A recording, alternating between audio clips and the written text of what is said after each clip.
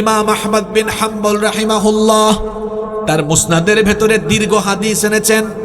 তিনি বলছেন, রাসূল করিম আমরা মহব্বতে বলি সাল্লাল্লাহু আলাইহি ওয়াসাল্লাম বলেছেন, ইন্নাল আবদাল কাফিরা ইযা কানা ফি ইনকিতা'ইন মিনাদ দুনিয়া ওয়া ইকবালিন মিনাল আখিরাহ, যখন কোনো নাফরমান ও কৃতজ্ঞ পাপী তাপী ব্যক্তির মরণের সময় এসে যায়, যখন তার দুনিয়া থেকে যাওয়ার এবং পরকালীন গমনের সময় চলে আসে, নাযালা ইলাইহি মিনাস সামাই মালাইকাতুন সুদুল ওয়ুজুহ, তখন তার কাছে জাহান্নাম থেকে ভয়ঙ্কর কালো চেহারা বিশিষ্ট কিছু ফেরেশতা আগমন করেন।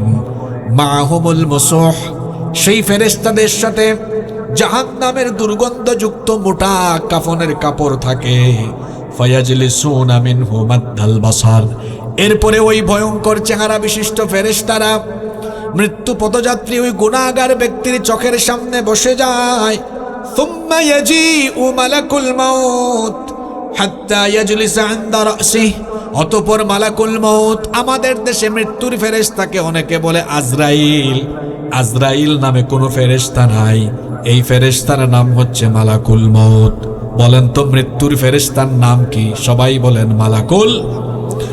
ওই গুনাহগার ব্যক্তির কাছে তখন মালাকুল মউত আগমন করেন, অতঃপর এসে তাকে বলেন, ইয়া আইয়াতুহান নাফসুল খাবিথা, হে অপবিত্র আত্মা, উখরুজি ইলা সাখাতিম মিনাল্লাহি ওয়া গাদাব, তুমি আল্লাহর অসন্তুষ্টি আর গজবের উদ্দেশ্যে বের হয়ে আসো। এই কথা বলা মাত্রই ফাতাফাররাকা ফি জাসাদি, তার শরীর চূর্ণ বিচূর্ণ হয়ে যাওয়ার উপক্রম আরম্ভ হয়। আল্লাহর নবী বলছেন, এই মৃত্যু পথযাত্রী গুনাহগার লোকটার শরীর থেকে তখন রূহ এত কঠিন ভাবে বের করা হয়।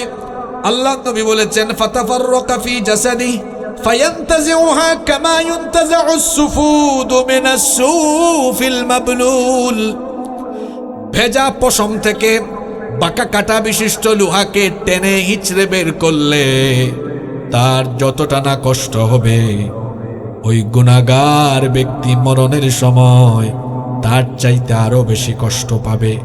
আমার বাবারা, আমার ভাইয়েরা, মা বোনেরা যারা শুনছেন, সবাইকে বলছি, কি করে পাপ করেন, কেমনে গুনাহ করেন, শরীর থেকে যেদিন রূহটা বের হবে, গুনার পথে জীবনটা চালালে, গুনার পথে জীবনটা পরিচালনা করলে ভয়ঙ্কর প্রকৃতির মৃত্যু হবে। আর এই ভয়ঙ্কর প্রকৃতির মৃত্যুটা কেমন হয়? অন্যান্য রিওয়ায়াতে এসেছে, শাদ্দাদ বিন আউস রাদিয়াল্লাহু আনহু বলেছেন, যারা পাপী তাপী এদের মৃত্যুর সময় এতটা কষ্ট হয়, একজন জীবিত মানুষকে যদি কেটে তরবারি দিয়ে কেটে কেটে কেটে কেটে যদি 1000 টুকরা করা হয়, সে যতটা না কষ্ট পাবে, একজন পাপী একজন গুনাহগার মরণের সময় তার চেয়ে আরো বেশি কষ্ট পাবে। কি করে পাপ করি, কেমনে আমরা গুনাহ করি? অন্য রিওয়ায়াতে এসেছে, কোনো একজন জীবিত মানুষকে ধরে যদি একটা উত্তপ্ত গরম করা তেলের মধ্যে, যে পাতিলের মধ্যে উত্তপ্ত তেল গরম করা হয়, সেখানে যদি তাকে ফেলে দেওয়া হয়, সে যতটা না কষ্ট পাবে, একজন পাপী একজন গুনাহগার মরণের সময় তার চেয়ে বেশি আরো বেশি কষ্ট অনুভব করবে। তার রূহ এমন ভাবে কষ্ট দিয়ে দিয়ে বের করা হবে, মালাকুল মউত এসে যখন তার চামড়ার মধ্যে হাত রাখবে, রূহ গিয়ে লুমের মধ্যে লুকাবে, সেখানেও মালাকুল মউত যখন চাপ মারবে, রূহ গিয়ে তখন আরো গভীরে লুকাবে। মালাকুল মউত তাকে আঘাত করতে করতে কষ্ট দিতে দিতে রূহটা বের করবে। মালাকুল মউতের সাথে থাকা জাহান্নামী ফেরেশতারাও একযোগে তখন আঘাত করতে থাকবে। আমার বাবারা, আমার ভাইয়েরা, এগুলো আমার বানানো কথা নয়। আসেন আল্লাহর কালাম কি বলছে আমরা শুনে নেই। কোরআনে কারীমের 8 নম্বর সূরা সূরাতুল আনফালের 50 নম্বর আয়াতে রব্বুল আলামিন বলছেন, ওয়ালাউ তারা ইয ইয়াতাওয়াফাল্লাযীনা কাফারুল মালাইকাতু ইয়াদরিবুনা ওয়ুজুহাহুম ওয়া আদবারহুম وذوقوا عذاب الحريق। আল্লাহ তাআলা বলছেন, ও নবী, আর যদি এই সব নাফরমান গুনাহগারদের মরণের সময়কালীন অবস্থা আপনি দেখতেন, ফেরেশতারা এদের চেহারাতে পার্শ্বদেশে পিঠের মধ্যে আঘাত করে করে করে করে তার রূহ কবজের সময় বলতে থাকে, গুনাহগার এই পাপী, দুনিয়াতে যে আল্লাহর সঙ্গে নাফরমানি করেছিলে, গুনাহ করেছিলে, পাপ করেছিলে, ওয়াদুকু আযাবাল হারিক, আজকে মরণের সময় তার মজা বোঝ, শাস্তি আস্বাদন কর। কোরআনে কারীমের 6 নম্বর সূরা সূরাতুল আনআমের 93 নম্বর আয়াতে আল্লাহ আরো বলছেন, ওয়ালাউ তারা ইযিল যালিমুনা ফি গামারাতিল মাউতি ওয়াল মালাইকাতু বাসিতু আইদিহিম আখরিজু আনফুসাকুমুল ইয়াওমা তুজজাউনা আযাবাল হুনি বিমা কুনতুম তাকুলুনা আলাল্লাহি গায়রাল হক وكنتم عن آياته تستكبرون। আল্লাহ তাআলা বলছেন, ও নবী, আপনি যদি এই সকল পাপিষ্ঠ নাফরমান জালিমদের মরণের সময়কালীন অবস্থা দেখতেন, এদেরকে ফেরেশতারা আঘাত করতে করতে করতে করতে ফেরেশতা এক সময় বলে, এই পাপী, তুই তোর জান নিজেই আজকে বের করে দেয়। তখন এই পাপী লোকেরা, গুনাহগার লোকেরা ফেরেশতাদেরকে জিজ্ঞেস করে, কোরআনে কারীমের 16 নম্বর সূরা সূরাতুন নাহলের 28 নম্বর আয়াতে এসেছে, আল্লাযীনা তাতাওয়াফাহুমুল মালাইকাতু যালিমি আনফুসিহিম ফাআলকাউস সালামা মা কুন্না না'মালু মিন সু। তখন এই পাপিষ্ঠ লোকেরা বলে, হে ফেরেশতারা, কেন আজ আমাকে এত কষ্ট দিয়ে, আজ আমাকে এত আঘাত করে করে করে করে কেন আমার শরীর থেকে রুহটা বের করছো? কি অপরাধ আমার? আমি তো কোনো গুনাহ করিনি, আমি তো কোনো পাপ করিনি। ফেরেশতারা তখন বলবে, বালা ইন্নাল্লাহা আলিমুম বিমা কুনতুম তা'মালুন, অবশ্যই তুমি পৃথিবীতে যত কুকর্ম করেছো, যত গুনাহ করেছো, কেউ সেটা না জানলেও সকল গুনাহের খবর যিনি জানেন তিনি কে?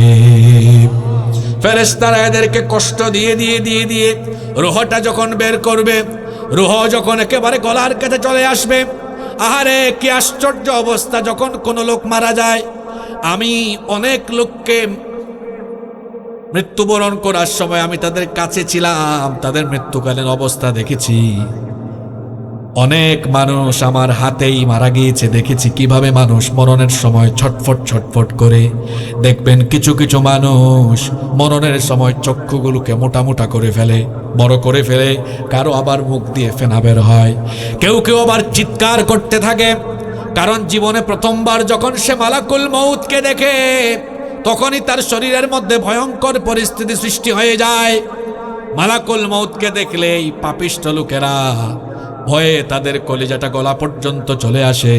আর যদি সে গুনাহগার হয়ে থাকে, তাহলে তার মরণের আগের সাকরাতটা কঠিন হবে। সাকরাতের সময় এত বেশি আযাব হবে, এত বেশি কষ্ট হবে, এই কষ্টের সময়ে সে যে কি যন্ত্রণা অনুভব করে, ওই ব্যক্তি ছাড়া তার আশেপাশে থাকা লোকগুলো অতটা ভালো করে তা বুঝতে পারে না। ফেরেশতা যখন কষ্ট দিয়ে দিয়ে আঘাত করে করে তার রুহটাকে একেবারে গলা পর্যন্ত নিয়ে আসবে, মৃত্যুপথযাত্রী লোকটা তখন এতিমের মতো তাকিয়ে দেখবে তার বউ বাচ্চা, তার ভাই বোন, আত্মীয় স্বজন সবাই তার চারপাশে আছে, কিন্তু আজ কেউ তাকে আজ বাঁচাতে পারছে না, আজ কেউ তাকে আটকে রাখতে পারছে না। বলেন তো, মরণের সময় গোটা দুনিয়ার সব মানুষ কি আপনাকে আটকাতে পারবে নাকি? জোরে বলেন, পারবে নাকি? তখন সে নিজেই বুঝে ফেলে, এখন আমার বিদায়ের সময়, বিদায়ের মুহূর্ত চলে এসেছে। তখন সে নিজেই তার হাত পাকে ছেড়ে দেয়। কোরআনে কারীমের 75 নম্বর সূরা সূরাতুল কিয়ামা এর 26 নম্বর আয়াত থেকে আল্লাহ বলছেন, কাল্লা ইযা বালাগাতিত তারাকিয়া ওয়া কিলা মান রাকি ওয়া যান্না আন্নাহুল ফিরাক। কখনো নয়, যখন প্রাণ একেবারে উষ্ঠাগত বা গলা পর্যন্ত চলে আসে, তখন বলা হয়, কেউ আছে নাকি ঝাড় ফুঁক দিয়ে আজকে তোমাকে রক্ষা করবে? ওয়াযান্না আন্নাহুল ফিরাক, সেই ব্যক্তি তখন বুঝে ফেলে আজ আমার বিদায়ের মুহূর্ত, আজ আমার চলে যাওয়ার দিন। ওয়ালতাফাতিস সাকু বিসসাক ইলা রাব্বিকা ইয়াওমাইযিনিল মাসাক, তখন সে তার পায়ের গোছা ছেড়ে দেয়।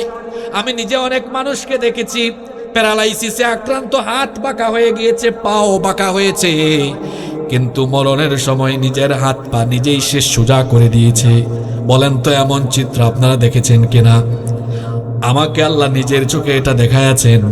আমি এমন মানুষও দেখেছি হাত পা এইভাবে কোকড়ানো ছিল, কখনো হাত এভাবে করতে পারতো না, পাটা বাঁকা ছিল, প্যারালাইসিসে আক্রান্ত, হাতটা বাঁকা ছিল, কিন্তু যখনই মালাকুল মউত রূহ কবজ করছে, আল্লাহর সেই বান্দা ওষুধ ছাড়া হাত আর পা নিজে নিজে তখন সোজা করে দিয়েছে। আল্লাহু আকবার। সে বুঝে ফেলে এটা আমার বিদায়ের দিন। হাড্ডির জোড়াগুলো ছুটে যায়, আস্তে আস্তে করে শরীরটাও ঠান্ডা হয়ে যায়, এক পর্যায়ে গোটা শরীর ঠান্ডা হয়ে যায়, নিঃশ্বাসও বন্ধ হয়ে যায়। এতদিন যেই লোকটা কথা বলতো, চলাফেরা করতো, সেই লোকটা আজকে লাশ হয়ে গেল, কেউ তার নামও ধরে ডাকে না। বলেন তো আপনি যদি মারা যান, কেউ কি আপনাকে অমুক সাহেব বলবে নাকি লাশ বলবে? সে প্রধানমন্ত্রী হোক, প্রেসিডেন্ট হোক, কিংবা যেই হোক না কেন, মরে যাওয়ার পরে মানুষের নামও নাম থাকে না, তার নাম তখন হয়ে যায় লাশ। মসজিদের মাইকে তখন বলে মরহুম বা মরহুমা, নামটাও কেউ ডাকে না। যখন মৃত্যু পদযাত্রী লোকটাকে এইভাবে কষ্ট দিয়ে দিয়ে তার রূহ যখন শরীর থেকে বের করা হবে, আল্লাহ নবী বলেছেন চোখের পলক ফেলতে যতটা সময় লাগে, তার চেয়ে আরো কম সময়ে ওই ব্যক্তির রূহটাকে জাহান্নামের ফেরেশতারা জাহান্নামী কাফনের মধ্যে মুড়িয়ে ফেলবে। আল্লাহ নবী বলেছেন তখন তার রূহ থেকে দুনিয়ার সবচাইতে নিকৃষ্ট দুর্গন্ধ বের হতে থাকবে। নাউজুবিল্লাহ। এই ব্যক্তির রূহটাকে জাহান্নামের কাফনের কাপড় দিয়ে মুড়িয়ে যখন ফেরেশতারা রওনা করবে, যেতে যেতে যেতে যেতে প্রথম আসমানে যাবে। ফেরেশতারা জিজ্ঞেস করবে এটা কে? তার থেকে এত নিকৃষ্ট দুর্গন্ধ বের হয় কেন? ফেরেশতারা পরিচয় করিয়ে দিবে, হাদা ফুলান ইবনু ফুলান, এটা অমুক এলাকার অমুকের সন্তান, অমুক নামাজি ছিল না, মাদকাসক্ত ছিল, জুয়া খেলতো, জিনা করত, চুরি করত, ডাকাতি করত, গুনাহে পাপের মধ্যে আসক্ত ছিল। ফেরেশতা এভাবে পরিচয় করিয়ে দিয়ে বলবে আকাশের দরজাটা খুলে দাও। জাহান্নামের ফেরেশতারা যখন আকাশের ফেরেশতাদের কাছে আকাশের দুয়ার খোলার জন্য পারমিশন চাইবে, আকাশের ফেরেশতারা বলবে এই গুনাহগারের জন্য আকাশের দরজা খোলা হবে না। আল্লাহ তাআলা কোরআনে কারীমের 7 নম্বর সূরা সূরাতুল আরাফের 40 নম্বর আয়াতে বলছেন, লা তুফাত্তাহু লাহুম আবওয়াবাস সামাই ওয়া লা ইয়াদখুলুনাল জান্নাতা হাত্তা ইয়ালিজাল জামালু ফি সাম্মিল খিয়াত। সুইয়ের ছিদ্র দিয়ে উট প্রবেশ করা যেমন অসম্ভব, সুই তো আপনারা চিনেন, সুইয়ের ছিদ্র দিয়ে যেমন উট প্রবেশ করা অসম্ভব, তেমনি এই গুনাহগারের জন্য আকাশের দরজা খুলে দেওয়া আজ অসম্ভব। তখন আকাশের ফেরেশতারা তার রূহটাকে এত জোরে ধাক্কা মারবে, এত জোরে তার রূহটাকে নিচের দিকে নিক্ষেপ করবে, জমিনের 70,000 গজ নিচে সিজ্জিন নামক জায়গায় গিয়ে তার রূহটা পতিত হবে। সিজ্জিন হলো যেখানে পাপী তাপীদের রূহকে মরণের পরে সংরক্ষণ করা হয়। কথা বুঝে থাকলে বলেন তো, গুনাহগার পাপিষ্ঠ লোকদেরকে মরণের পরে তাদের রূহকে যেই জায়গায় সংরক্ষণ করা হয় সেই জায়গাটার নাম কি? সবাই বলেন জায়গাটার নাম কি? ওই যে পিছনে আপনারা ঘুমায় গেছেন নাকি? আজকে খুব যুগ উপযোগী কথা বলবো, একটু পরে শুরু হবে, অমনোযোগী হবেন। এইভাবে করে কষ্ট যন্ত্রণা, কোন কষ্ট? যেই কষ্টের কোনো সীমা নাই পৃথিবীতে, এইরকম কোন কষ্ট মানুষ ফিলই করে নাই। এইরকম করে ভয়ঙ্কর কষ্ট আর যন্ত্রণার সাথে পাপী তাপী গুনাহগারদের রূহকে কবজ করা হবে। আল্লাহ তুমি আমাদেরকে এমন মৃত্যু থেকে হেফাজত করো আর আমাদেরকে হেদায়াত দান করো। একটু আমিনও কইতে পারলেন না। আপনারা কি হেদায়াত চান না? তাহলে মহব্বতের সাথে বলেন আমিন। এতগুলো এক খারাপ মৃত্যু। 2 নাম্বার হলো ভালো মৃত্যু। আমরা ভালো মৃত্যু চাই কি চাই না? ভালো মৃত্যুর ধরনটা কেমন? ভালো মৃত্যুর ধরনটা কেমন? আর ভালো মৃত্যু কারা পাবে? আমার দিকে খেয়াল করেন। ভালো মৃত্যু কে পাবে এটা আমি বলবো না, এটা বলে গিয়েছেন মুহাম্মাদুর রাসূলুল্লাহ।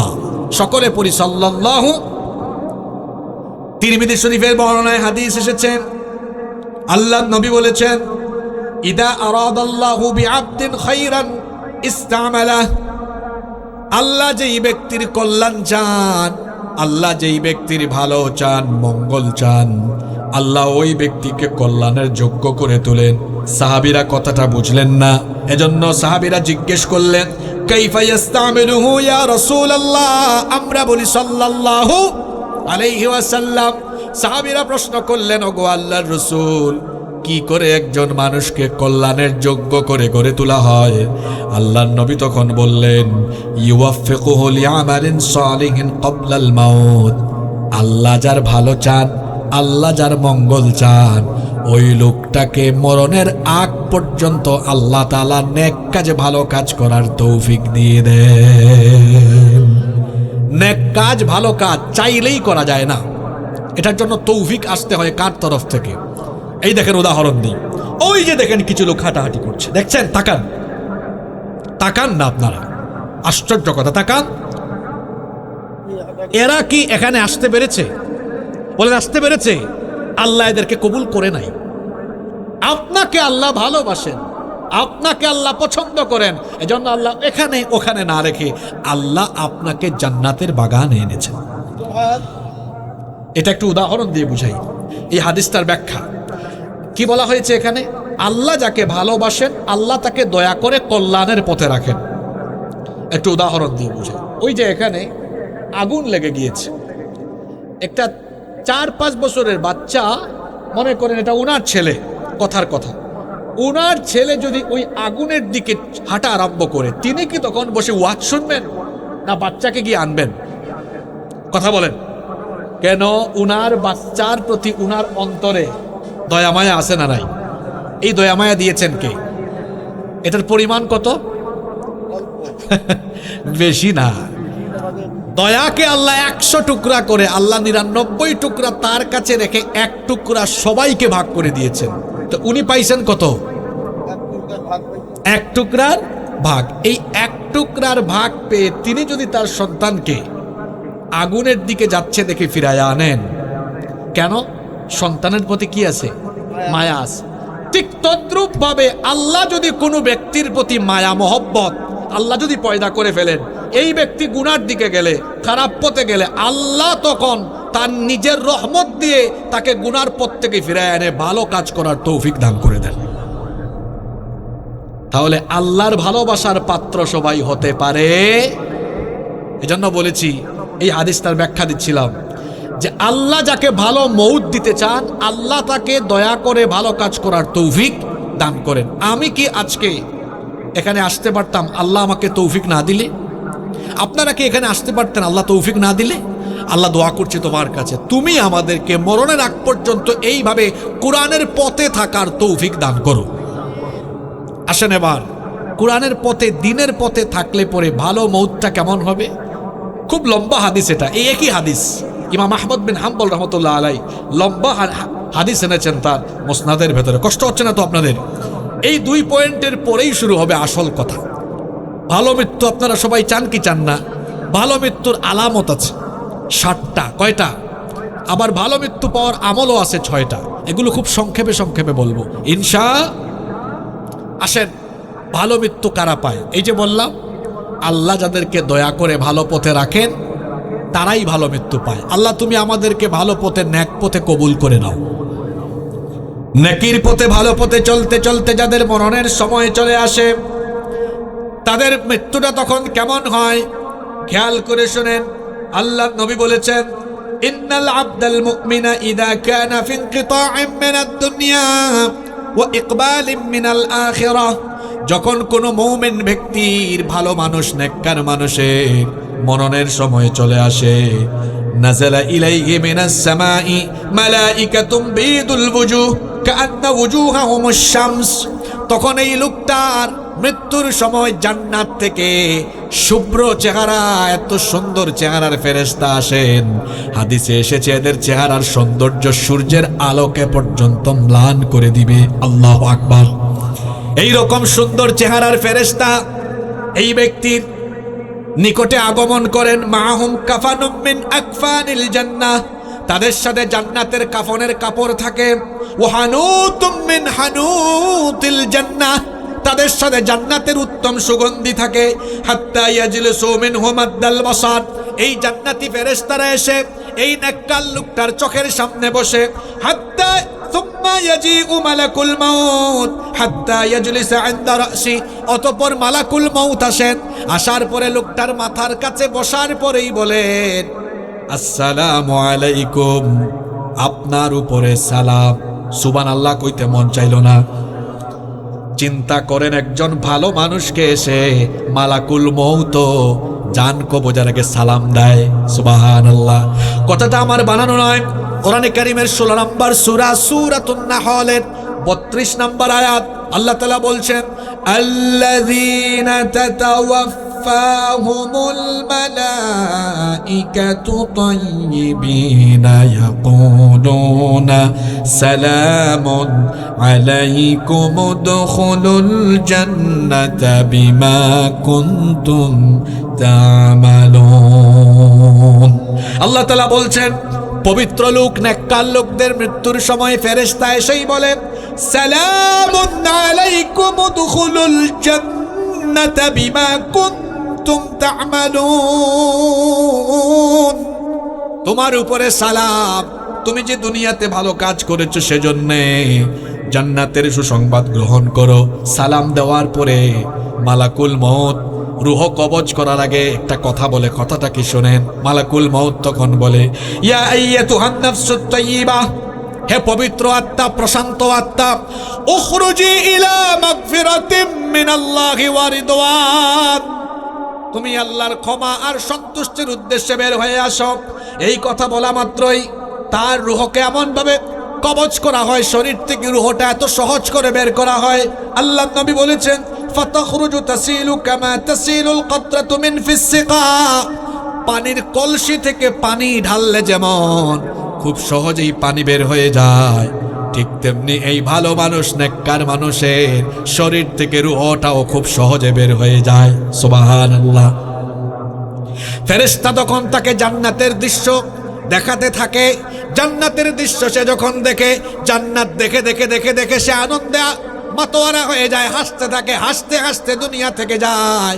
এজন্যই তো কবি বলেছেন, এমন জীবন তুমি করিও গঠন, মরিলে হাসিবে তুমি কাঁদিবে ভুবন। সে জান্নাত দেখে হাসতে থাকে। ফেরেশতাও সালাম দেয়, সালাম দিয়ে বলে, বান্দা দেখো, রাতের বেলা না ঘুমিয়ে তাহাজ্জুদ পড়েছো, তুমি জেনা ব্যভিচার থেকে নিজেকে মুক্ত রেখেছো, সুদ ঘুষ অন্যায় অবিচার সকল প্রকার গুনাহ থেকে নিজেকে সেফ রেখেছো, এত কষ্ট করেছো, আজকে আল্লাহর জান্নাত দেখো। আল্লাহর জান্নাত যখন ফেরেশতারা তুলে ধরে আর সুসংবাদ দেয়, তখন এই জান্নাতি বান্দারা জান্নাতের সুসংবাদ পেয়ে তারা আনন্দের সাথে দুনিয়া থেকে যাওয়ার প্রস্তুতি গ্রহণ করে। কোরআনে কারীমের 41 নম্বর সূরা সূরা হামিম আস-সাজদা এর 30 নম্বর আয়াতে আল্লাহ বলছেন, ইন্নাল্লাযীনা ক্বালু রাব্বুনাল্লাহু সুম্মা ইসতাকামু তাতানাজ্জালু আলাইহিমুল মালাইকা আল্লা তাখাফু ওয়া লা তাহজানু ওয়া আবশিরু বিল জান্নাতিল্লাতী কুনতুম তুআদুন। আল্লাহ তাআলা বলছেন, ইন্নাল্লাযীনা ক্বালু রাব্বুনাল্লাহ, নিশ্চয়ই যারা ঘোষণা করেছে আল্লাহ আমার রব, সুম্মা ইসতাকামু, অতঃপর সেই রবের উপরে যারা অবিচল থেকেছে, অর্থাৎ দ্বীনের পথে জীবন পরিচালনা করেছে, তাতানাজ্জালু আলাইহিমুল মালাইকা, তাদের মরণের সময় ফেরেশতারা নাজিল হয়ে বলতে থাকে, আল্লা তাখাফু ওয়া লা তাহজানু ওয়া আবশিরু বিল জান্নাতিল্লাতী কুনতুম তুআদুন। হে আল্লাহর বান্দা, তোমার জন্য কোনো ভয় নাই, টেনশন নাই, দুশ্চিন্তা নাই। তুমি আল্লাহর জান্নাতে চিরকাল আনন্দ করার জন্য এই প্রস্তুতি নিয়ে দুনিয়া থেকে তুমি সুসংবাদ গ্রহণ করে জান্নাতের দিকে ধাবিত হও। তার রূহটা এত সহজ করে বের করা হয় কেমন করে? উদাহরণ দেই, শোনেন, একটু বোঝার চেষ্টা করেন। একটা ছোট্ট বাচ্চা যার কোনো ভাষা নাই, যে কিছু বলতে পারে না, তার ক্ষুধা লাগলে সে তখন শুধু কান্না করে। তার কান্না শুনলে তার মা দৌড়ে এসে যেমন তাকে কুলে নিয়ে দুধ পান করায়, আর সেই ছোট্ট বাচ্চা তার মায়ের বুকের মধ্যে দুধ পান করে সে যখন আরাম করে ঘুমিয়ে যায়, নেককার দিনদার ভালো মানুষরা, মুমিনরা মরণের সময় ঠিক তেমনি ভাবে ফেরেশতা যখন তার চোখের সামনে জান্নাত তুলে ধরবে, সেও আল্লাহর জান্নাত দেখতে দেখতে আনন্দে মাতোয়ারা হয়ে চিরদিনের জন্য আরাম করে ঘুমিয়ে যাবে। আল্লাহ এমন মওত আমাদেরকে নসিব করে দিও, বলেন আমিন। এরপরে লোকটার রূহকে জান্নাত থেকে আসা ফেরেশতারা জান্নাতি কাফনের কাপনে মুড়িয়ে নেয়। আল্লাহ রসুল বলেছেন তখন তার রূহ থেকে জান্নাতি সুগন্ধ, মেশকে আম্বরের সুগন্ধ বের হতে থাকে। আল্লাহু আকবার।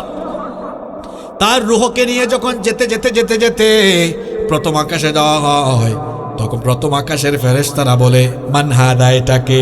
তখন ফেরেশতারা পরিচয় করিয়ে দেয়, হাদা ফুলান ইবনে ফুলান, এটা অমুক এলাকার অমুকের ছেলে, অমুক নামাজি ছিল, ভালো মানুষ ছিল, কোনোদিন গুনাহ করে নাই, পাপ করে নাই, সারা জীবন আল্লাহকে ভয় করে চলেছিল। আকাশের ফেরেশতাদেরকে জান্নাতি ফেরেশতারা বলবে, দরজাটা খুলে দাও। আকাশের প্রথম দরজা খুলে দেওয়া হবে, আহলান সাহলান মারহাবান বলে স্বাগতম জানানো হবে। এই রকম করে এক আকাশ, 2, 3, 4, 5, 6, 7টা আকাশ পেরিয়ে 7 আকাশের উপরে একটা জায়গা আছে, সেই জায়গার নাম হলো ইল্লিন, যেখানে নবী রাসূল, শুহাদা, সালেহিন, নেককার দিনদার মানুষদের রূহকে সংরক্ষণ করে রাখা হয়েছে। বলেন তো সেই জায়গাটার নাম কি? সবাই বলেন সেই জায়গাটার নাম কি? ইল্লিনের মধ্যে তার রূহকে সংবর্ধনা দিয়ে রিসিভ করা হবে। তখন বলা হবে, ইয়া আইয়াতুহান নাফসুল মুতমাইন্নাতুর রজিই ইলা রাব্বিকি রাদিয়াতাম মারদিয়া ফাদখুলি ফি ইবাদি ওয়াদখুলি জান্নাতি। বলা হবে, হে প্রশান্ত আত্মা, তুমি তোমার রবের ক্ষমা আর সন্তুষ্টি নিয়ে চিরদিনের জন্য মুমিনদের সাথে আল্লাহর জান্নাতে শামিল হয়ে যাও। আল্লাহ আল্লাহ আল্লাহ, তুমি আমাদেরকে তাদের কাতারে নবী রাসূল সিদ্দিকিন শুহাদা সালেহিনদেরকে যেখানে তুমি রেখেছো সেখানে আমাদেরকে শামিল করে দিও। চিৎকার করে বলেন আমিন আমিন। এইরকম ভালো মৃত্যু আপনারা চান কি চান না? জোরে বলেন, চান কি চান না? এই মুহূর্তে সবচেয়ে জরুরি পয়েন্ট শুরু হচ্ছে। এই ভালো মৃত্যুর 7টা আলামত আছে। কথা বুঝে থাকলে বলেন, ভালো মৃত্যুর আলামত কয়টা? যারা পারেন নোট করে নেন। 1, ভালো মৃত্যুর প্রথম আলামত হচ্ছে জীবনটা সহজ হবে না, দুর্বিষহ, কঠিন হবে। আদ-দুনিয়া সিজনুল লিল মুমিন ওয়া জান্নাতুল লিল কাফির। দুনিয়া মুমিনের জন্য কারাগার আর কাফিরের জন্য জান্নাত।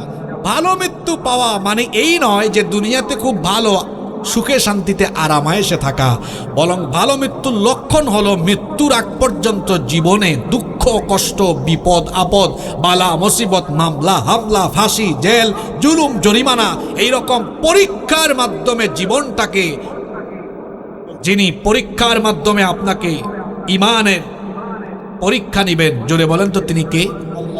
দুনিয়াতে সবচেয়ে বেশি পরীক্ষা দিয়েছেন কারা? আপনারা নাকি? এখন তো পার্লামেন্টে বক্তব্য শুনি, 15 বছর 17 বছর বাড়ি থাকতে পারে নাই, এই করতে পারে নাই, সেই করতে। কি করেছেন? নবী রাসূলুল্লাহ তার থেকে বেশি ইমানের পরীক্ষা দিয়েছেন। আল্লাহর নবীকে প্রশ্ন করা হলো, এই হাদিসটি তিরমিজি শরীফে এসেছে। আল্লাহর নবীকে জিজ্ঞেস করা হলো, আইয়ুন নাসি আশাদ্দু বালাআন, ওগো আল্লাহর নবী, মানুষের মধ্যে সবচেয়ে বেশি ইমানের পরীক্ষা দিয়েছেন কারা? আল্লাহর নবী তখন বললেন, আল আম্বিয়া সুম্মাল আমসালু ফাল আমসাল। মানুষের মধ্যে সবচাইতে বেশি ইমানের পরীক্ষা দিয়েছেন আম্বিয়া, নবী আলাইহিমুস সালাম। অতঃপর তাদেরকে অনুসরণের দিক থেকে যারা সবচেয়ে বেশি অগ্রবর্তী তারা, আল্লাহর নবী বলেছেন ফায়ুবতালার রাজুলু আলা হাসাবি দীনি, যার দিনদারিতা যত বেশি তার পরীক্ষার পরিমাণ হয় তত বেশি। ইমানের পথে চলতে গিয়ে নবী আলাইহিমুস সালাম তারাও পরীক্ষা দিয়েছেন। ইমানের পরীক্ষা দিতে গিয়ে কেউ বা আগুনের সম্মুখীন হয়েছেন, ইমানের পরীক্ষা দিতে গিয়ে কেউ বা আবার করাত দিয়ে দ্বিখণ্ডিত হয়েছেন। ইমানের পরীক্ষা দিতে গিয়ে কেউ বা আবার জেলের মধ্যে থেকেছেন। বহু নবী রাসূল আছেন যারা দীর্ঘ সময় জেল খেটেছেন। ইউসুফ আলাইহিস সালাম 10 বছর জেল খেটেছেন, জাতির পিতাও জেল খেটেছেন, অন্যান্য অনেক নবীরা জেল খেটেছেন। এমনকি আমাদের প্রিয় নবী মুহাম্মাদুর রাসূলুল্লাহ, আমরা বলি সাল্লাল্লাহু আলাইহি ওয়াসাল্লাম, তিনিও 3 বছর জেল খেটেছেন। নবীর উম্মত হিসাবে ইমানের পথে চলতে গিয়ে যদি জেল জুলুমের সম্মুখীন হতে হয়, তখন কি আমরা কাপুরুষের মতো পলায়ন করব নাকি সব কিছুকে বরণ করে নিব? সাতক্ষীরার মানুষ তো এরকম হয় না। সাতক্ষীরার মানুষ তো বীর পুরুষ হয়। যদি ইমানের জন্য জেল জুলুম বরণ করে নিতে হয়, আমরা প্রস্তুত আছি না নাই? কারা কারা প্রস্তুত আছেন আল্লাহকে দেখান তো। আল্লাহ কবুল করেন। ইমানের এই পথ ফুল বিচারু নয়। ভালো মৃত্যু এটা এত সহজে আসে না। সাহাবায়ে কেরাম পৃথিবী থেকে জান্নাতের সার্টিফিকেট নিয়ে গিয়েছেন, এত দামি মৃত্যু পেয়েছেন, এমনি এমনি নয়। মৃত্যুর আগ পর্যন্ত তারা ইমানের অগ্নি পরীক্ষায় অবতীর্ণ হয়েছেন। ইমানের অগ্নি পরীক্ষায় অবতীর্ণ হয়ে কাফির কুফফারদের সামনে তারা জীবন দিয়েছেন, কিন্তু কাফিরদের কাছে ইমান তারা বিক্রি করেননি। আল্লাহ তুমি আমাদেরকে এমন জিন্দেগি দান করো, বলে না আমিন। তাহলে ভালো মৃত্যুর 1 নম্বর আলামত হলো জীবন সহজ হবে না কঠিন হবে? জোরে বলেন, সহজ হবে না কঠিন হবে? এই জীবন কঠিন হবে, এটা হুমকি ধামকি আসবে, আসুক, আমরা ভয় পাই না। আমার জাতীয় কবি বলেছেন, ওহারা চাহুক দাসের জীবন, আমরা শহীদি দরজা চাই। নিত্য মৃত্যু ভিতরা, মোরা মৃত্যু কোথায় খুঁজে বেড়াই। কাফিররা মৃত্যুকে ভয় করে, ইমানদাররা মৃত্যুকে ভয় করে না।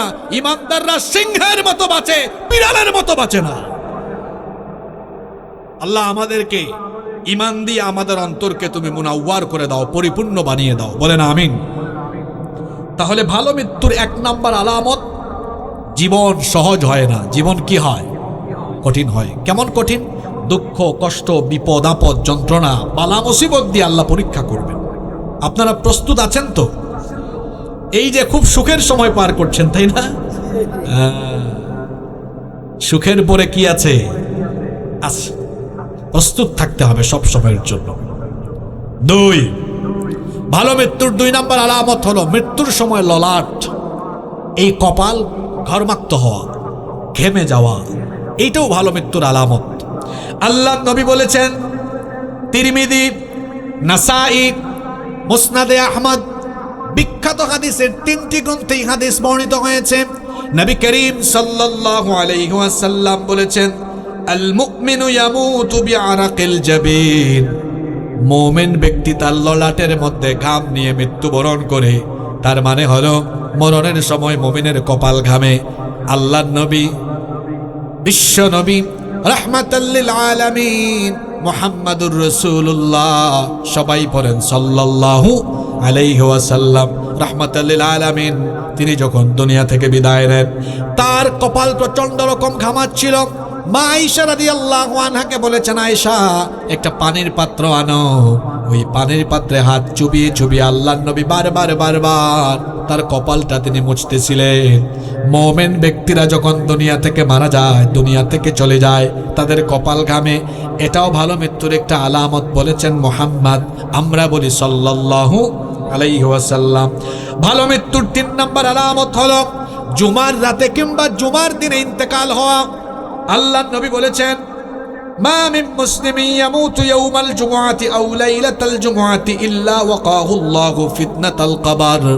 আল্লাহর নবী বলেছেন, হাদিসটা তিরমিজি শরীফে এসেছে, রাসূল করিম সাল্লাল্লাহু আলাইহি ওয়াসাল্লাম বলেছেন, যে মুসলমান ব্যক্তি ঈমান নিয়ে জুমার রাতে কিংবা জুমার দিনে মারা যাবে, ওই ব্যক্তিকে কবরের শাস্তি থেকে যিনি বাঁচিয়ে দিবেন তিনি কে? তবে হাদিস ভালো করে বুঝতে হবে। শুধু জুমার রাতে বা জুমার দিনে মরে গেলেই কবরের শাস্তি থেকে আল্লাহ বাঁচিয়ে দিবেন, বিষয়টা এমন নয়। শর্ত আছে, শর্ত হলো কি থাকা লাগবে। আমাদের ইমানের হালত তো এমন, বিশেষ করে আখিরি জামানার ব্যাপারে নবীজি বলেছেন, সকালে এদের ইমান থাকবে, বিকালে বেঈমান হয়ে যাবে। সন্ধ্যায় বা রাতে তার ইমান থাকবে, সকালের আগে সে কাফের হয়ে যাবে। এখন কঠিন পরিস্থিতি, ইমান হারানোর জন্য বেশি কিছু লাগবে না। আমাদের কাছে থাকা এই চরিত্র বিধ্বংসী উপাদান মোবাইল ফোন এনাফ, যথেষ্ট, আর কিচ্ছু লাগবে না। এই জামানা বড় কঠিন। বিশেষ করে এখানে যত যুবক তরুণ ভাইয়েরা এসেছেন, বেশিরভাগ যুবকদের আজকে চরিত্র নষ্ট হচ্ছে মোবাইল আর ইন্টারনেটের অপব্যবহার করার কারণে। চরিত্র নষ্ট করে ফেলছে, ক্যারিয়ার ধ্বংস করে ফেলছে। এজন্য আমি সংক্ষেপে আমি আমার এই প্রিয় যুবক তরুণ ছাত্র ভাইদেরকে বলবো, মোবাইল আর ইন্টারনেটে সময় কম বিনিয়োগ করে, ব্যয় করে পড়ালেখা, গবেষণায়, জ্ঞান চর্চায়, গবেষণায় সময়কে বৃদ্ধি করো। ক্যারিয়ার সুন্দর হবে, জীবন সুন্দর হবে, দুনিয়া আখিরাতে সফল কাম হয়ে যাবে ইনশাআল্লাহ। তাহলে জুমার রাতে বা জুমার দিনে ইমান নিয়ে যে ব্যক্তি মারা যাবে, কবরের শাস্তি থেকে তাকে বাঁচিয়ে দিবেন কে? জুমার রাতে বা দিনে মারা যাওয়া এটাও ভালো মৃত্যুর একটা আলামত। কষ্ট হচ্ছে নাকি আপনাদের? 4 নাম্বার ভালো মৃত্যুর 4 নাম্বার আলামত হলো শাহাদাতের মৃত্যু হওয়া, শহীদ হওয়া। শাহাদাতের মৌত হলো শ্রেষ্ঠ মৌত, শহীদের মৃত্যু হলো সবচাইতে সেরা মৌত।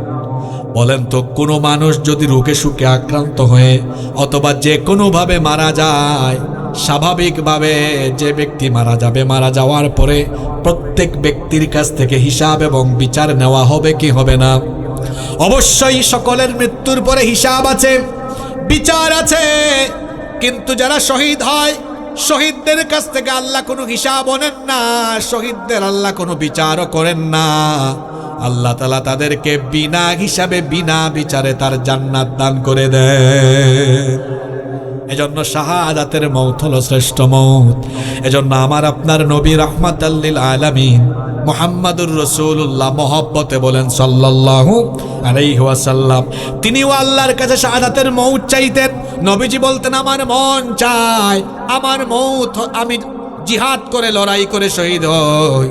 আবার যদি আল্লাহ আমাকে জীবন দেন, আমার মন চায় আবার আমি লড়াই করে শহীদ হই। আবার যদি আল্লাহ আমাকে জীবন দেন, আমার মন চায় আমি লড়াই করে আবার শহীদ হয়ে যাই। এইভাবে করে শাহাদাতের তামান্না ব্যক্ত করতেন মুহাম্মদ। আমরা বলি সাল্লাল্লাহু। সাহাবায়ে কেরাম মৌতের জন্য পাগল পারা ছিলেন। এই যে এখানে অনেক ছাত্র, তরুণ, যুবক ভাইয়েরা এসেছেন, এই বয়সে মানুষ যৌবনের উন্মাদনায় অনেক কাজ করে ফেলে। কিন্তু রসুলের যত যুবক সাহাবীরা ছিলেন, জিহাদের কথা শুনলে, যুদ্ধের কথা শুনলেই যুদ্ধে গিয়ে শহীদ হওয়ার জন্য পাগল পারা হয়ে যেতেন। কারণ শাহাদাতের মৌত হলো শ্রেষ্ঠ মৌত। এই মৌতের পরে হিসাব হয় না, বিচারও হয় না। বিনা বিচারে, বিনা হিসাবে যিনি জান্নাত দেন, জোরে বলেন তিনি কে? সাইয়েদনা ওমর ফারুক রাদিয়াল্লাহু আনহু, তিনি সব সময় আল্লাহর দরবারে দোয়া করতেন, আল্লাহুম্মা রযুকনি শাহাদাতান ফি সাবিলিক ওয়াজআল মাউতি ফি বালাদি রাসূলিক। তিনি দোয়া করতেন, হে আল্লাহ, তুমি তোমার বান্দা ওমরকে রসুলের পবিত্র শহরে মৃত্যু দিও, আর মরণের সময় শাহাদাতের মৌত নসিব করে দিও। মাশাআল্লাহ, এখানে অনেক যুবক ভাইদেরকে দেখা যাচ্ছে। ও যুবক ভাইয়েরা, এখন তো অনেকে বিয়ে শাদী যখন করে, তখন চাকরি করলে আগে ভাগেই ছুটি নেয়। বস, আমাকে 1 মাসের ছুটি দিতে হবে, নতুন বিয়ে করছি। ব্যবসা বাণিজ্য করলে 1 মাস বা কয়েক সপ্তাহ দোকান বন্ধ করে রাখে। আর আল্লাহর নবীর বহু সাহাবীরা ছিলেন, বিয়ে করে নতুন সুন্দরী বউয়ের সাথে বাসর করে, রোমান্স না করে, জিহাদের ডাক শুনে জিহাদের ময়দানে লড়াই করে নিজের জীবনটাকে উৎসর্গ করে দিয়ে শহীদ হয়েছেন। আল্লাহু আকবার। এইরকম বেশ কয়েকজন সাহাবী আছেন, আপনারা তো শুধু নাম জানেন একজনের, হানজালা রাদিয়াল্লাহু আনহু। আরো অনেক সাহাবী আছেন যাদের নাম আপনারা জানেন না। এই যে আমার ডান পাশে কিছু যুবক ভাইয়েরা বসে আছেন, পিছনেও আছেন, শোনেন, আপনাদের মতো এই যুবক একজন সাহাবী ছিলেন, নাম হচ্ছে জুলাইবিব রাদিয়াল্লাহু আনহু। বলেন তো নামটা কি বললাম? জুলাইবিব। সাতক্ষীরা যশোরের ছেলেরা তো সুন্দর, খায় তো সব তাজা তাজা খাবার। এই জুলাইবিব কিন্তু আপনাদের মতো স্মার্ট ছিলেন না। বেটে বেটে বুঝেন তো আপনার? আপনাদের আঞ্চলিক ভাষায় কি বলেন? আপনাদের তো বইয়ের ভাষা খাটো। যশোরে আসলে রিক্সাওয়ালাও যে সুন্দর বলে, হুজুর কোথায় যাবেন, চলেন নিয়ে যাই। আমার বাড়ি তো সিলেটে, আমাদের ভাষা আবার সাংঘাতিক কঠিন। আপনি গেলে বলবে, ভাই সাহেব কিতা খবর বল, আমি কই যেতে আয়ুক্কা। কিচ্ছু বোঝা যাবে না। আপনাদের ভাষা অনেক সুন্দর মাশাআল্লাহ। জুলাইবিব রাদিয়াল্লাহু আনহু বেটে দরিদ্র, এত গরিব, বাড়ি ঘর জায়গা জমি কিচ্ছু নাই তার। পেটে নাকটাও মোটা, ঠুটগুলা বড় বড়। এত দরিদ্র ছিলেন, বাড়িঘর ছিল না। আহলুস সুফফায় থাকতেন। আসমান ছিল তার শামিয়ানা, মাটি ছিল তার বিছানা। খাবার দাবার কেমনে খেতেন শুনেন। যদি কেউ এনে কোনোদিন খাবার দিত, কিংবা কোনো মানুষ খাবার খেয়ে যদি উচ্ছিষ্ট ফেলত, সেটাই তিনি খেতেন। এত দরিদ্র ছিলেন, পানের জন্য একটা পাত্র, একটা গ্লাস পর্যন্ত ছিল না। 2 হাতের অঞ্জলি ভরে কুয়ায় গিয়ে এভাবে পানি পান করতেন। অত দরিদ্র মানুষ, ছেঁড়া কাপড় চোপড় পরিধান করতেন। এই রকমের দরিদ্র মানুষ। আল্লাহর নবী একবার কিছু সাহাবী নিয়ে বসা, লক্ষ্য করলেন জুলাইবিব হেঁটে যাচ্ছেন। রসুল তার পাশে থাকা সাহাবীদেরকে বললেন, সাহাবীরা ওই যে হেঁটে যায়, তাকে কি তোমরা চেনো নাকি? সাহাবীরা বললেন, না, তাকে তো আমরা চিনি না। নবীজি বললেন, দেখেন নেতা কেমন হতে হয়। আমরা তো শুধু যারা তেল মারতে পারে, যারা একটু তেল দেয়, পয়সা ঢালে, তাদেরকেই চিনি। আর আমার রসুল ছিলেন বিশ্ব মানবতার নেতা। তিনি এমন ছিলেন, একেবারে সর্বনিম্ন পর্যায়ের একটা কর্মীর খবরও তার কাছে আছে। রসুল বললেন, তোমরা তাকে চিনো না, চিনবেই বা কেমনে? বংশ মর্যাদা নাই, গরিব মানুষ, বাড়িঘর কিচ্ছু নাই, এইরকম একটা অখ্যাত মানুষকে কয়জনই বা চিনবে? রসুল বললেন, তোমরা তাকে না চিনলেও কি হবে, আমি তাকে চিনি, সে হলো আমার সাহাবী জুলাইবিব। রসুল ডাক দিয়ে বললেন, জুলাইবিব কাছে আসো। জুলাইবিব, তুমি কি বিয়ে করবে না? জুলাইবিব তখন বললেন, ইয়া রাসূলুল্লাহ, আমরা বলি সাল্লাল্লাহু আলাইহি ওয়াসাল্লাম, আমার মতো গরিব মানুষ, যার বাড়ি ঘর ধন সম্পদ কিছু নাই, চেহারাও কুৎসিত, এই রকমের একজন ব্যক্তির কাছে কে তার মেয়ে বিয়ে দিবে? আখিরাতে আমি জান্নাতি হুরদের অপেক্ষা করছি। এই কথা বলে তিনি চলে গেলেন। পরের দিন রসুল বললেন, জুলাইবের মন খারাপ হলো। তৃতীয় দিন জুলাইবিব আবার নবীদের সাথে দেখা। নবীজিকে তিনি বললেন, ওগো আল্লাহর নবী, আপনি তো বলেছেন জান্নাতে গেলে আল্লাহ হুরদের সাথে বিবাহ দিবেন, সত্যি কি আল্লাহ দিবেন? রসুল বললেন, অবশ্যই। তোমার কি সন্দেহ আছে নাকি? জুলাইবিব বললেন, না, কোনো সন্দেহ নাই। দুনিয়ায় তো আমার সাথে কারো বিয়ে হবে না, এই জন্য আমি আখিরাতের অপেক্ষায় আছি। আল্লাহর নবী জুলাইবিবের মনের কথা বুঝে ফেললেন। তারপরে তিনি বললেন, জুলাইবিব, মদিনায় আমার এক আনসারী সাহাবী আছে, বড় ধর্নাঢ্য মানুষ। নবীজি নাম বললেন, বলেন ওই সাহাবীর বাড়িতে যাও, গিয়ে বলো আমি নবী বিবাহের প্রস্তাব দিয়েছি, তার মেয়েকে সে যেন তোমার সঙ্গে বিবাহ দেয়। জুলাইবিব রাদিয়াল্লাহু আনহু বললেন, আশ্চর্য কথা, এত বড় ধনী মানুষ, তার একমাত্র কন্যা, তাকে কিভাবে আমার সাথে বিবাহ দিবে? রসুল বললেন, এটা আমার পয়গাম, তুমি গিয়ে পৌঁছে দাও। জুলাইবিব রাদিয়াল্লাহু আনহু ওই সাহাবীর বাড়িতে গেলেন, দরজায় নক করলেন। ওই মদিনার আনসারী বিখ্যাত ধর্নাঢ্য সাহাবী দরজা খুলে দিলেন। এরপরে বললেন, কে আপনি? জুলাইবিব বললেন, আমি আল্লাহর নবীর পয়গাম নিয়ে এসেছি। এই কথা শোনা মাত্রই ওই সাহাবী দরজা খুলে তাকে ভেতরে ঢুকালেন। তারপরে বললেন, রসুল কি পয়গাম পাঠিয়েছেন, তাড়াতাড়ি বলেন। জুলাইবিব রাদিয়াল্লাহু আনহু বললেন, আপনার মেয়ের বিবাহের জন্য রসুল পয়গাম পাঠিয়েছেন। ওই সাহাবী মনে করলেন রসুল হয়তো নিজেই বিয়ে করতে চাচ্ছেন। আনন্দে আত্মহারা হয়ে বললেন, রসুল যদি আমার মেয়েকে বিয়ে করতে চান, আমার কোনো আপত্তি নাই, এক বাক্যে রাজি হয়ে গেলাম। জুলাইবিব রাদিয়াল্লাহু আনহু বললেন, না, নবীজি নিজের জন্য বিবাহের পয়গাম দেন নাই, আমার জন্য পয়গাম দিয়েছেন। এই কথা শুনে আনসারী ধর্নাঢ্য সাহাবী জুলাইবিবের মাথা থেকে পা পর্যন্ত এক নজর দেখলেন মাথার চুল এলোমেলো, উস্কো খুস্কো, গোটা শরীরে ধুলাবালু, ছেঁড়া কাপড়। আবার দেখতে পেলেন বেটে কালো, কুচকুচে কালো রঙের মানুষ। এই কথা শুনে তিনি আর কিছু বললেন না। বলেন, একটু দাঁড়াও, আমি ভেতরে আমার স্ত্রীর সাথে গিয়ে পরামর্শ করি। তার স্ত্রীকে যখন তিনি এই কথা বললেন, আড়াল থেকে তার স্ত্রী ছেলেটাকে দেখেই বললেন, অসম্ভব, এই রকমের একটা কুৎসিত কালো চেহারা, এমনকি এত দরিদ্র ছেলের সাথে আমাদের আদরের একমাত্র মেয়েকে আমরা বিয়ে দিতে পারি না। বাপ মা দুজনের কথাবার্তা ভেতর থেকে তাদের একমাত্র সুন্দরী মেয়ে সব কিছু শ্রবণ করেছিল। সে তখন বলল, হে আমার বাবা মা, রাহমাতাল লিল আলামিন যেখানে পয়গাম পাঠিয়েছেন সেই পয়গাম ফিরিয়ে দেওয়ার এত বড় দুঃসাহস আপনারা কিভাবে দেখালেন? এত বড় সাহস কিভাবে করলেন?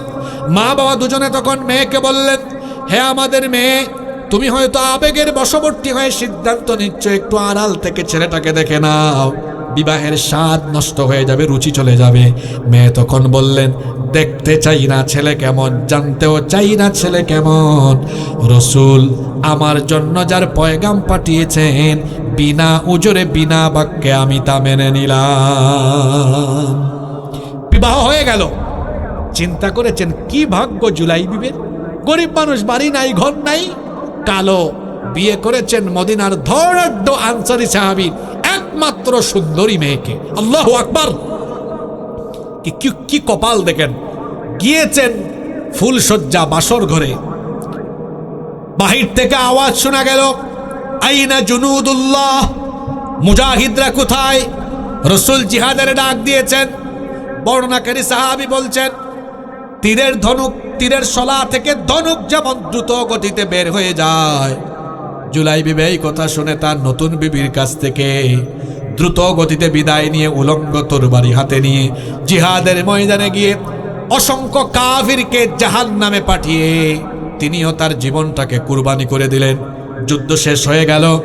রসুল নিজেই যুদ্ধের ময়দানে আসলেন। রসুল সাহাবীদেরকে বললেন, সমস্ত শহীদদের লাশগুলোকে এনে একত্রিত করো। আগেই বলেছিলাম জুলাইবিব অখ্যাত বংশের মানুষ ছিলেন, তাকে কেউ খুব বেশি একটা চিনত না। যখন সব শহীদদের লাশ একত্রিত করা হলো, আল্লাহ রসুল তখন বললেন, কথাটা খেয়াল করে শুনেন, আল্লাহ রসুল তখন বললেন, কি ব্যাপার, সকলের লাশই তো আনলে, আমার হাবিবের লাশটা কোথায়? নাম বললেন নাই, বললেন আমার হাবিবের লাশটা কোথায়? সাহাবীরা আশ্চর্য হয়ে গেলেন। তারা বললেন, আল্লাহ তো আপনাকে হাবিব বানিয়েছেন, আপনি হলেন হাবিবুল্লাহ, আপনার হাবিব আবার কে এটা তো আমরা জানি না। রসুল বললেন, আমার হাবিবকে তোমরা চিনো না? দাঁড়াও, আমি নিজেই আমার হাবিবকে এখন বের করব। আল্লাহ নবী এবার নিজেই যুদ্ধের মাঠে হাঁটা আরম্ভ করলেন। হাঁটতে হাঁটতে এক পর্যায়ে দেখলেন এক জায়গায় 7 জন ব্যক্তির দেহ পড়ে আছে, 7টা কাফির। এদের পাশেই একজনের নিথর দেহ পড়ে আছে, ধুলাবালু যুক্ত চেহারা, কিছুই বোঝা যায় না। আল্লাহ নবী স্লোলি ধীরে ধীরে হেঁটে হেঁটে সেখানে পৌঁছালেন। আল্লাহ নবী তার নিজের বরকতি হাত দিয়ে, মুবারক হাত দিয়ে সেখানে এবার বসে চেহারা থেকে ধুলাবালুগুলো মুছতে লাগলেন। তারপরে আল্লাহ নবী সেই লাশটাকে তার নিজের কুলের মধ্যে শোয়ালেন। আহারে, জুলাইবিবের জায়গায় যদি আমি থাকতে পারতাম, আমার জীবনটা ধন্য হয়ে যেত, রসুলের মুবারক হাত আমার মুখের উপরে পড়ে যেত। আল্লাহর নবী জুলাইবিবের লাশটাকে কুলের মধ্যে নিয়ে সাহাবীদেরকে ডাকলেন, সাহাবীরা আসো, আমার হাবিবকে দেখে নাও, পরিচিত হয়ে নাও। জানো নাকি, গত রাতেই আমি তার বিবাহটা আমি নিজে পড়িয়েছি, বিবাহের প্রস্তাবটাও আমি দিয়েছি, বিবাহ আমি নিজে পড়িয়েছি।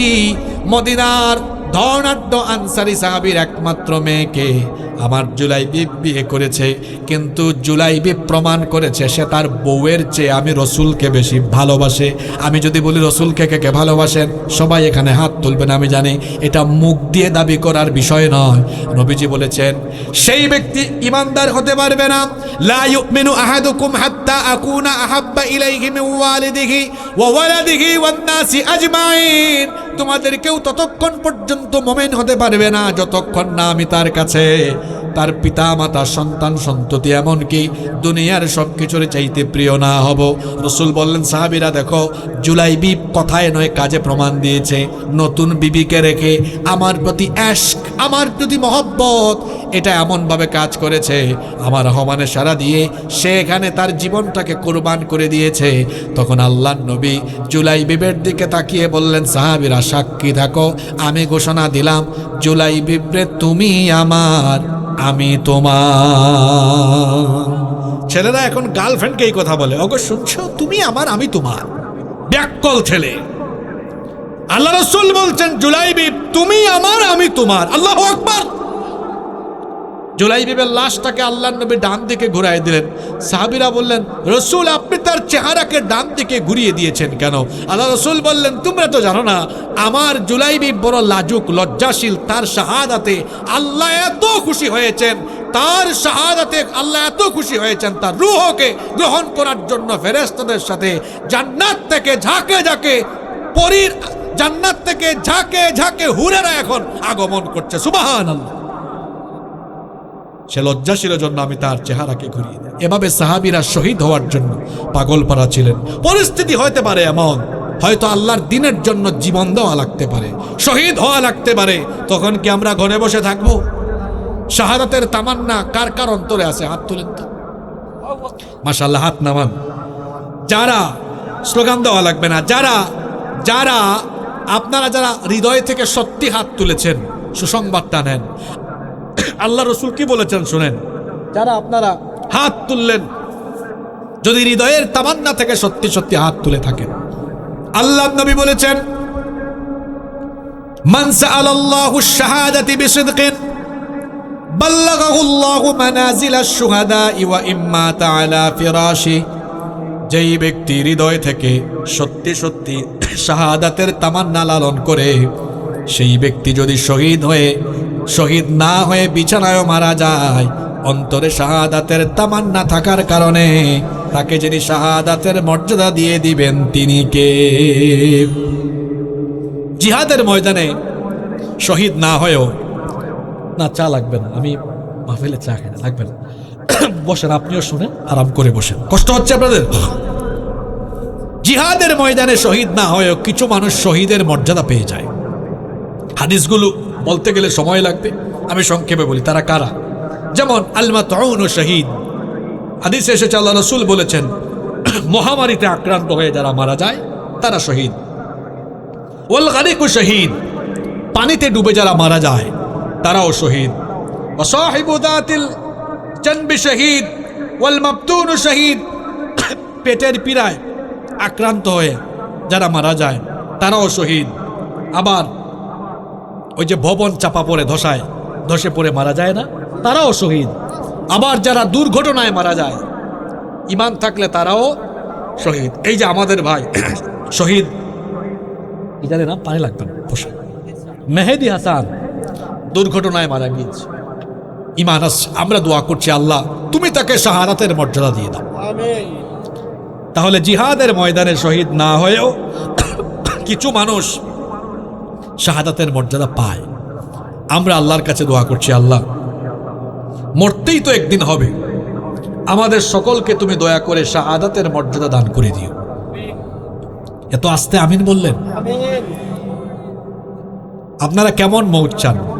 রোগে সুখে আক্রান্ত হয়ে, হার্ট অ্যাটাক করে, ব্রেইন স্ট্রোক করে হাসপাতালের বেডে কিংবা অন্য যে কোনো উপায়ে মৌত চান, না শহীদই মৌত চান?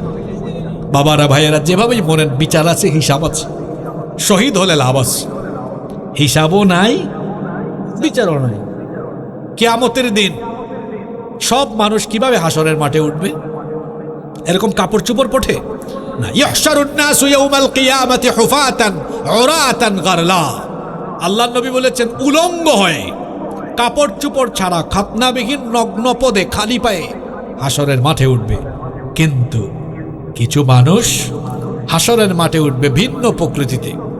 এদের গলায়, এদের কারো গলা কাটা, কারো হাত কাটা, কারো পা কাটা, কারো শরীরের মধ্যে ক্ষতচিহ্ন, কানে ক্ষতচিহ্ন, পায়ে ক্ষতচিহ্ন, বুলেটের চিহ্ন, ফাঁসির রশির দড়ির চিহ্ন। এদের শরীর থেকে রক্ত ঝরতে থাকবে। আল্লাহ বলবেন, তোমরা কারা? তোমাদের শরীর থেকে রক্ত ঝরে কেন? তোমাদের শরীর ক্ষতবিক্ষত কেন? তারা বলবে, আল্লাহ আমরা তোমার দিনের পক্ষের মুজাহিদরা, তোমার দিনের পক্ষে থেকেছি, দিন বিরোধীরা সহ্য করতে পারে নাই, আমাদেরকে ফাঁসি দিয়েছে, গুলি করেছে, আমাদেরকে এরকম দুনিয়া থেকে নির্মমভাবে বিদায় করেছে। আল্লাহ বলবেন, ফেরেশতারা তোমরা সাক্ষী থাকো, আজ আমার এই সকল শহীদ বান্দাদের থেকে হাসরের মাঠে আমি কোনো হিসাবও নিব না, বিচারও করব না। জান্নাতে যতগুলো দরজা আছে সবগুলো দুয়ার এই শহীদদের জন্য খুলে দাও। হিসাব হবে না, বিচারও হবে না। এজন্য মরতে তো একদিন হবেই হবে। আমরা শহীদি মৃত্যু আল্লাহর কাছে চাচ্ছি। আল্লাহ তুমি আমাদেরকে শাহাদাতের মওত নসিব করে দিও, বলেন আমিন। তাইলে কয়টা বললাম? 4টা। জোরে বলেন কয়টা? ভালো মৃত্যুর 5 নাম্বার আলামত হলো নেক কাজ করতে করতে দুনিয়া থেকে যাওয়া। আল্লাহ নবী বলেছেন, মান ক্বালা লা ইলাহা ইল্লাল্লাহু ইবতিগা ওয়াজহুল্লাহ খুতিমা লাহু বিহা দাখালাল জান্নাহ। আল্লাহ নবী বলেছেন, যেই ব্যক্তি আল্লাহর সন্তুষ্টির জন্য তাওহীদের কালিমা পড়ে তাওহীদের উপরে থাকবে, তাকে জান্নাত দিয়ে দিবেন কে? আমার হাদিসটা অনেক লম্বা। রাসূল বলেছেন, মান সাল্লা সালাতান ইবতিগা ওয়াজহিল্লাহ খুতিমা লাহু দাখালাল জান্নাহ। আল্লাহ নবী বলেছেন, নামাজ রোজা সহ অন্যান্য সকল নেক আমল আল্লাহর সন্তুষ্টির উদ্দেশ্যে করে করে করে করে নেক কাজ অবস্থায় যেই ব্যক্তি মারা যাবে, সেই ব্যক্তিকে যিনি খুশি হয়ে জান্নাত দিয়ে দিবেন তিনি কে? ভালো মওত চায় কিন্তু নামাজে যায় না। এখানে আল্লাহর বহু কুতুব এসে ওয়াজ শুনতে বসে গেছে, এশার নামাজ পড়ে আসে নাই। তার মানে জান্নাত চায়, জান্নাতে যেতে চায়, নামাজ পড়তে এরকম করলে হবে? নামাজ আদায় করা ফরজ, ওয়াজ শোনা হলো নফল, নফল ওয়াজ শোনা হলো। আমরা নফলে গুরুত্ব দিই, ফরজে কোনো গুরুত্ব নাই। আমার বাবারা ভাইয়েরা, নামাজ নিয়ে এক কথা যেটা রসুল বলেছেন, যার মধ্যে নামাজ নাই তার মধ্যে ইমানই। যার ইমান নাই ও কি জান্নাতে যেতে পারবে? নামাজ ছাড়া জান্নাতের গন্ধ পাওয়া যাবে না। স্পষ্ট কথা, সোজা কথা। কিয়ামতের দিন প্রথম প্রশ্ন কিসের ব্যাপারে? প্রথম প্রশ্নেই ফেল, আল্লাহর ফাইলটাই ফেলে দিবেন। Get out, get lost from here, চলে যাও ওখান থেকে। তুমি প্রথম প্রশ্নেই ফেল। তুমি নামাজ আদায় করো নাই, আমারে সাজদাই দাও নাই, তোমার সাথে কিসের হিসাব? আর কিসের হিসাব তোমার সাথে? তুমি তো আমারে সাজদাই দিলা না। এজন্য আল্লাহর রহমত, আল্লাহর দয়া, ক্ষমা এবং জান্নাত আমরা চাই কি চাই না? তার নামাজ আদায় করতে হবে। রাজি আছেন তো? 6 নম্বর ভালো মৃত্যুর 6 নম্বর আলামত হলো হজের সফরে ইন্তেকাল করা। এখন তো হজের মৌসুম আরম্ভ হয়েছে, তাই না? সামনে হজ। আল্লাহর নবী বলেছেন, হজের সফরে যে ব্যক্তি মারা যায় সেটাও ভালো মৃত্যু। এরকম মৃত্যুর কারণে আল্লাহ জান্নাত দেন।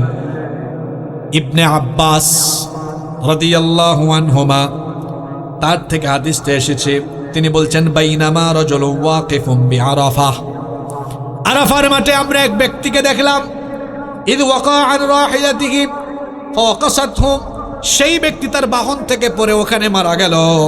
আল্লাহর নবী বললেন, ইগসিলুহু বিমাইন ওয়া সিদরিন, বরই পাতার গরম পানি দিয়ে তার গোসলের ব্যবস্থা করো। ওয়াকাফিনুহু ফি থাওবাইন, একটা মাসালাও জেনে নেন, স্বাভাবিক অবস্থায় মারা গেলে কাফনের কাপড় দিয়ে তার দাফনের ব্যবস্থা করা হয়। আল্লাহর নবী বললেন, সে যেহেতু হজের সফরে মারা গিয়েছে, হজের সময় মানুষের শরীরে কাপড় থাকে কয় টুকরা? কয় টুকরা? 2 টুকরা। আল্লাহ রসুল বললেন, ইহরামের 2 টুকরা কাপড় দিয়ে তার কাপড়ের ব্যবস্থা করো।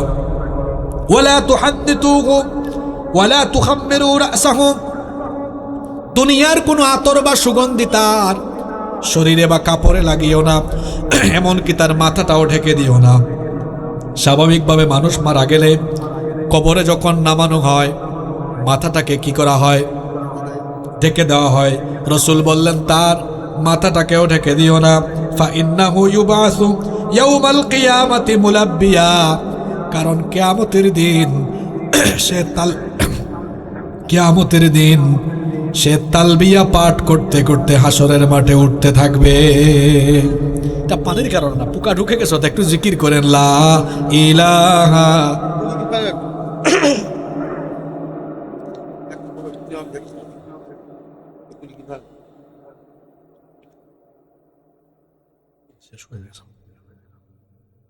লা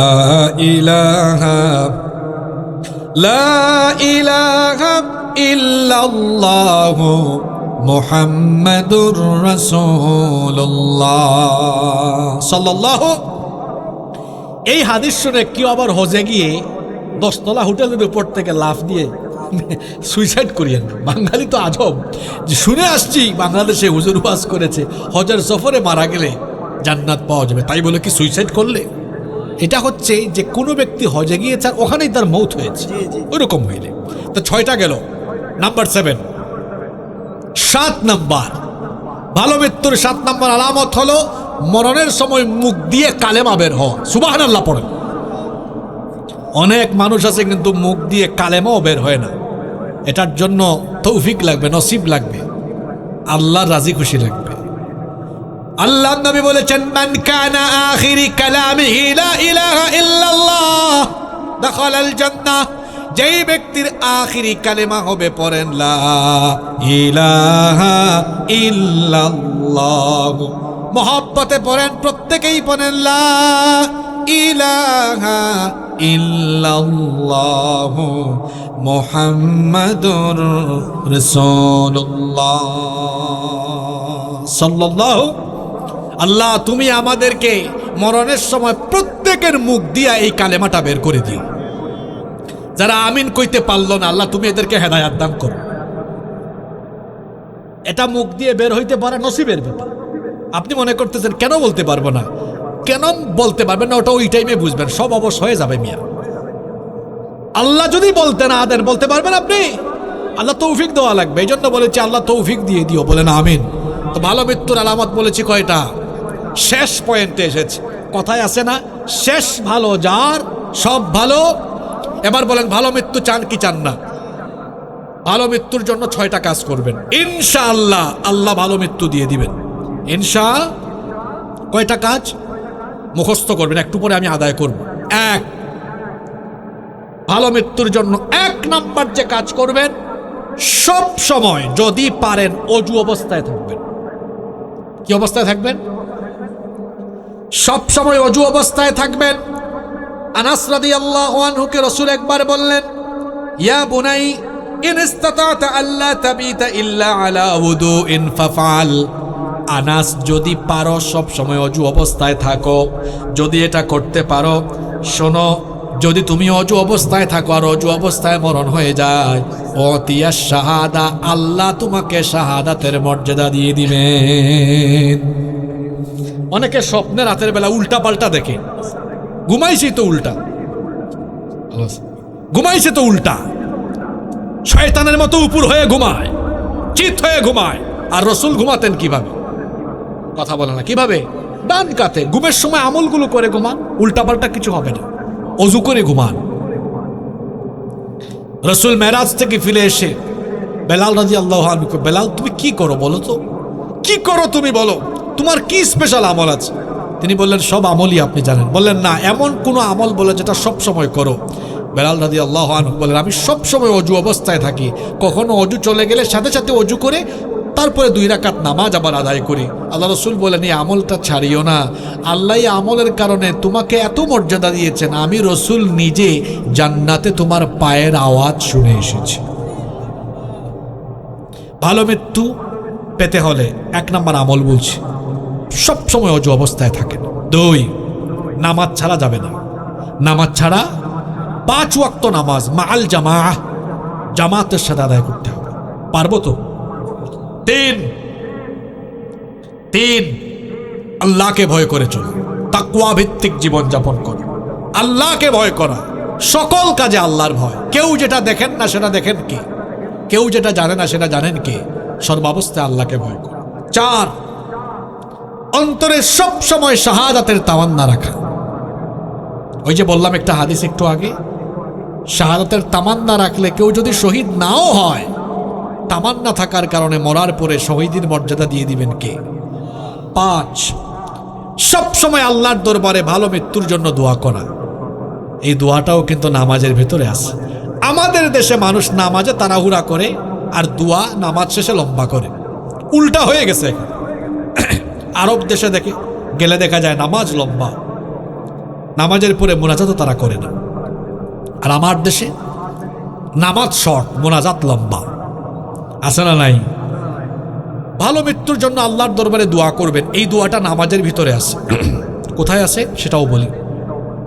নামাজে আপনারা শেষ বৈঠকে একেবারে লাস্টে দুআয়ে মাসুরা পড়েন না?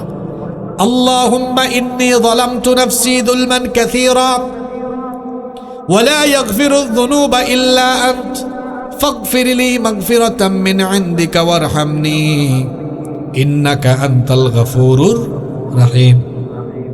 এরপরে আপনারা সালাম ফিরিয়ে দেন। আল্লাহর নবী বলেছেন এই দুআয়ে মাসুরা পরে সালাম ফিরায়ও না। এরপরে একটা দোয়া আছে, এই দোয়াটা করো। রাসূল নিজে দোয়াটা শিখিয়েছেন, আল্লাহুম্মা ইন্নী আউযু বিকা মিন আযাবি জাহান্নাম ওয়া মিন আযাবিল কবর ওয়া মিন ফিতনাতিল মাহইয়া ওয়াল মামাত ওয়া মিন ফিতনাতিল মাসিহিদ দাজ্জাল। চারটা বিষয় থেকে পানা চাইতে বলা হয়েছে। হে আল্লাহ, তুমি আমাকে জাহান্নামের আগুন থেকে বাঁচাও, আযাব থেকে বাঁচাও, কবরের শাস্তি থেকে বাঁচাও, জীবন মরণের ফিতনা থেকে বাঁচাও, দাজ্জালের ফিতনা থেকে বাঁচাও। কয়টা ফিতনা? এর মধ্যে একটা হলো আল্লাহ জীবন মরণের ফিতনা থেকে বাঁচাও, অর্থাৎ জীবন মরণের ফিতনা থেকে বাঁচিয়ে ভালো মওত দান করো। এই দোয়াটা মুখস্থ করবেন, পারবেন তো? 6 নম্বর ভালো মৃত্যুর 6 নম্বর আলামত, 6 নম্বর আমল হলো যতটুকু পারেন প্রতিদিন আল্লাহকে খুশি করার জন্য আল্লাহর পথে দান করবেন, সদকা করবেন। হাদিসে এসেছে, আল্লাহর নবী বলেছেন, আস-সাদাকাতু তাদফাউ মিতাতাস-সু। আল্লাহর নবী বলেছেন, দান সদকার কারণে খারাপ মৃত্যু থেকে ওই ব্যক্তিকে যিনি হেফাজত করে দিবেন তিনি কে? দান সদকা করলে খারাপ মৃত্যু থেকে আল্লাহ হেফাজত করে ওই ব্যক্তিকে আল্লাহ দয়া করে ভালো মৃত্যু দান করবেন। সুবহানাল্লাহ পড়বেন না? আমরা সবাই ভালো মৃত্যু চাই তো? দেখি কারা কারা চান না, হাত তোলেন তো। মাশাআল্লাহ, মনোযোগ আছে। ভালো মৃত্যু কারা কারা চাই? হাত তোলেন। হয়েছে, হাত নামাইয়েন না। ভালো মৃত্যুর আমল একটু উঁচা করে তোলেন। আমল বলেছি কয়টা? 6 নম্বরটা কি? জোরে বলেন, 6 নম্বরটা কি? কারণ আমরা কি ওয়াজ খালি শুনবো না, আমল করব? হাতগুলো উঁচা করেন। ভালো মৃত্যু সবাই চান তো? আল্লাহ দেখেন আমরা ভালো মৃত্যু চাই, আমরা ওয়াজে বসে আমলও করছি। এবার এই 2টা হাতকে দানের হাত বানাবো, 2টা হাতকে সবাই পকেটে ঢুকাবো, পাশের জনের পকেটে না, আপনার পকেটে। এখন ব্যাগ বা চাদর নিয়ে স্বেচ্ছাসেবক ভাইয়েরা ঢুকবেন। মা বোনরা, মা বোনদের প্যান্ডেলে যারা আছেন, মা বোনরা মন খুলে, প্রাণ খুলে, আন্তরিকতার সাথে সামিল হবেন। আমরা সবাই সামিল হব। আমি দোয়া করব, মুসাফির মানুষ, আল্লাহ যেন আমাদের সবাইকে, মাশাআল্লাহ, আমাদের ভাই, হ্যাঁ নামটা বলি অন্তত, মাওলানা আহমদ আলী ভাই, তিনি টাকার পরিমাণ বলতে নিষেধ করেছেন। আমি মাশাআল্লাহ কলারোয়া কামিল মাদ্রাসার অধ্যক্ষ উস্তাদুল উলামা ওয়াল মাশায়েখ আইয়াহুল্লাহ ওয়া আতালাল্লাহু উমরা ওয়া জাআলাহুল্লাহু মিনাল ইবাদিল মুখলিসিন। আমরা সকলে বলি আমিন। আল্লাহ ওনার সাদাকাকে কবুল করেন। মাশাআল্লাহ, সাতক্ষীরা জেলা মাজলিসুল মুফাসসিরিনের সেক্রেটারি, আল্লাহ ওনাকে কবুল করেন, নেক হায়াত দান করেন, বলেন আমিন। এই যে এখানে ব্যাগগুলো ঢুকেছে, আপনারা সবাই